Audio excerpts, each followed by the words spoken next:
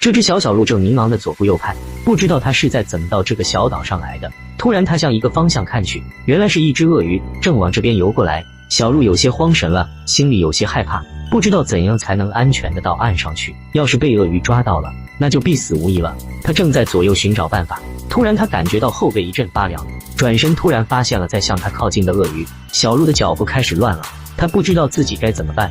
突然他行动了，他谨慎地往离岸边近的那个方向走去，强壮淡定地从鳄鱼身边路过。这时他的腿都是软的吧？要是鳄鱼突然来个袭击，那他连反击的机会都没有。突然小鹿抓住机会一个跳跃，直接跳进了水中。看到小鹿跳水准备离开，鳄鱼也迅速做出了反应，朝小鹿逃走的方向追去。小鹿的游泳速度哪里比得上鳄鱼？就在鳄鱼快要靠近小鹿的时候，从另一个方向出来了一个不明物体的头部。本以为这可以帮助到小鹿，谁知鳄鱼见到有人来抢吃的，更是加快了速度，瞬间追上了小鹿，一口咬住了它，拖入了水中。刚才半路出现的不明生物也一个跳跃进入了水里。原来这家伙是个河马，那刚才他的靠近应该是想要救下小鹿，没成想直接加快了小鹿的死